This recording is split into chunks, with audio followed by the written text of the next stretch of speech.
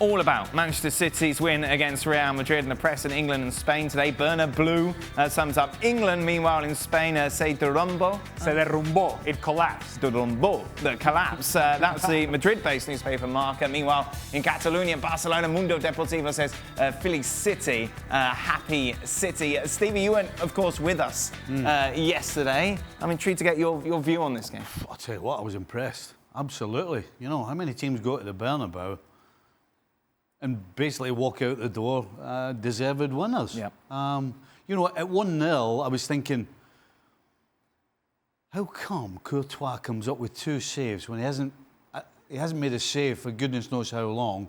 And no surprise, a mistake defensively, not getting outplayed or cut open, a defensive mistake by City, I think is going to cost them the game. But I'll tell you what, they absolutely, from that point on, passed the ball all around Real Madrid and deservedly won this game. Now, I'm intrigued to get your view. Was this a masterclass from Pep, or was it just that Manchester City have better players? Do you know, I think unfortunately we've forgotten how good Manchester City are, just because of how good Liverpool have been. You know, a couple of years ago we were waxing lyrical about how fantastic this team is and this squad is. And it hasn't changed that much. And what they've done is they've put a performance together. But would they have not won by more if they put out their first-choice team? If Kun Aguero was up top, if Sterling, you know, if it was familiar, if Gabriel Jesus wasn't playing on the left? Conventional wisdom would say you play your best players. But Pep came up with a tactic of the front 3, particularly Jesus, starting in a wide position. And you can't argue. It worked, no question. It took away the fact that the only place they could go was to try and hit the centre forward. Ramos in particular and Varane loved to come and win balls. Right. And they couldn't get in the game and they didn't have the opportunity. Everything was down the sides and it was all about pace. And that's what they had, pace. So you got to say, Pep absolutely 100% got this spot on tactically. Jules, do you agree? Yes, completely. I thought the tactical plan from Pep worked perfectly, targeting Carvajal defensively, who was the weakest link really in that Madrid defence. First with Gabriel Jesus, then with Raheem Sterling as well, who obviously had a big impact. Almost letting Casemiro, not putting too much pressure on Casemiro, at least for most of the game, because he couldn't do much with the ball because there was not many options for him either. And then playing Kevin De Bruyne and Bernardo Silva as false number 9, especially De Bruyne in that central position, worked so well for them as well. So you have to say that in the tactical battle between Zidane and Pep won it quite easily. We asked you to give us player ratings for both sides. We'll start with Manchester City. Jules, you mentioned it there. Kevin De Bruyne, the star of the show for you. Yeah, yes, definitely a goal and an assist as well, taking that penalty under a lot of pressure, especially considering the latest records of City in penalty takers. But he buried that one really well. Kyle Walker obviously at fault on the Isco goal, and Otamendi as well. But I thought overall Jesus and De Bruyne played so well. They deserve the highest rating. Then they controlled quite well in midfield. And Bernardo Silva maybe didn't do much with the ball, but I think his movements caused a lot of problems to Varane and Ramos, especially because it was always hard to pick him up. How good's De Bruyne, Stevie? Well, he walks into any team on the planet. That's how good he is. Is there somebody, you take Ronaldo and Messi out of the equation, is there somebody you want before him today? I don't think there is. Mbappe. I don't think there is. I think the influence that he had, and he not only is in this game, but for the last 18 months, has been absolutely incredible. Mbappe may be a great player. Mbappe may be a great player, but Mbappe has been playing in the French league.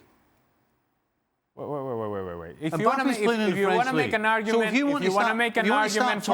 De Bruyne, fine. But don't make an argument against Mbappe. Don't punish Mbappe. I just told you Mbappe's a great player. I just told you that you took a shot saying, well, he's plays in the French league. Well, if you'd let me finish, I'm going to say not only the influence he had in this game, how many times has anybody gone in to Real Madrid's home and dominated the game from start to finish. That's what he did. Julien, wait a minute. We're talking as if Mbappe didn't win the World Cup and was the most outstanding player for France in that tournament. When was this? When did he win the World Cup? 2 years ago. 2 years ago. All right. So I'll tell you what. There's a lot of good players 2 years ago. We're talking about today. Okay, really? We're talking today. And by the way, the difference is... Fine. No, you're right. You're right. I'm not going to argue with you because you're right. Sarcastic, you know. You're trying to be clever. No, because you're trying... If you're going to make an argument for De Bruyne, I'm telling you, but don't make an argument now. against Mbappe. What did Mbappe do to just kind of put him and just forget about him? Let me ask you a question. Did you throw Mbappe out to say, no, Mbappe's better? Because that's the way I took it.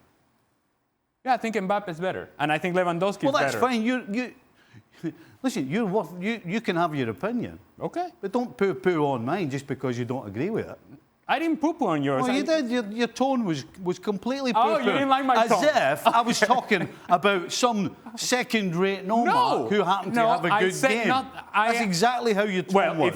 If you had watched the show yesterday, you would have heard that I was very complimentary of Kevin De Bruyne and his performance. I know you were. Okay, so I like Kevin De Bruyne. I love me some Kevin De Bruyne. But the question was whether there was somebody else better, or you said that whether there was somebody better than Ronaldo and Messi. Pogba? What about Pogba? Well, he was fantastic in the World Cup 2 years ago. All right, Steve. If you want to go down that path, go ahead. Well, you started. You were the one that kicked it off. Let's go to Julien Laurent, shall we, to add his 2 pence to this. What's your tone, Jules? What do you think? Exactly. Be careful with your tone.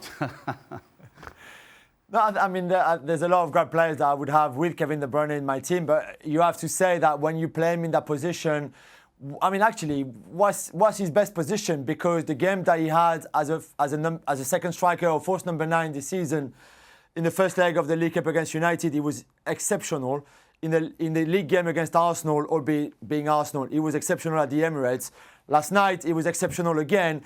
But he's also a great box-to-box midfielder. He can play wide. You can play him as a number 10 if you want, behind one striker, 2 strikers.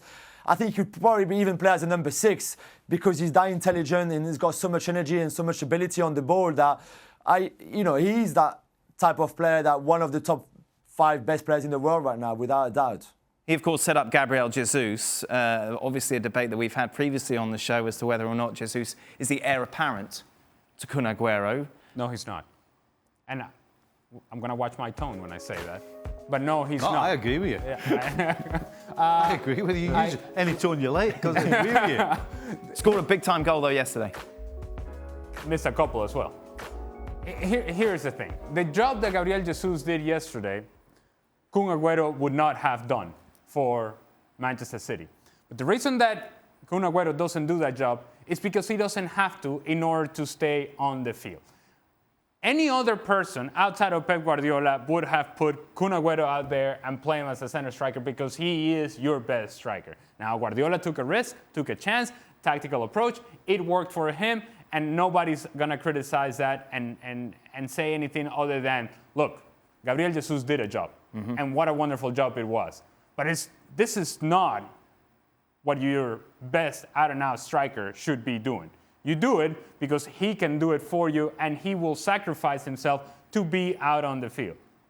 Simple as that. You don't ask Lewandowski to do that. You don't ask Kun Aguero to do that. You don't ask Lionel Messi to do that. You don't ask the special players to do that job. You ask guys like me to do that job. All right? Guys that are not going to give you the very best and the very best production up top, but can do another job in and around the field. And some will argue that, well, hold on a second, he scored an important goal, but you know what? How long have we been waiting for this guy to do that? We've been waiting a long time. And because he does it once, isn't the time to start, well. Is that harsh, though? He's done it for Brazil, obviously, of course, as well. Has he? I can't remember.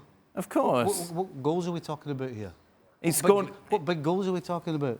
Dan, there's a reason why he comes off the bench. Now, again, you could argue that we're all going to play Aguero, but the truth is, he's had his chance. He's had a lot of chances to solidify his spot in that City team, and he hasn't taken it yet. Jules, where do you stand on Jesus? I think his time will come, but you have to agree that right now Kun Aguero is a better player. He's a better finisher. He's a better striker. Yes, Kun couldn't have done the job, like Ali said, that Gabriel Jesus did on Wednesday night, for sure, and that's why he didn't play. That's why Jesus played. It's as simple as that. But had Pep decided to play his best team in a normal way, if you want, in the 4-3-3 formation, for example, there's no doubt that Aguero would have started that game and not Jesus. But I think his time will come. He will still need to improve. He still has a lot to understand about his game. He has to be a better finisher, more clinical, because he still misses a lot of chances. But right now, you can't say that Jesus is better than Aguero. Thanks so much for watching ESPN on YouTube. And for more sports highlights and analysis, be sure to download the ESPN app. And for premium content and live streaming, subscribe to ESPN Plus.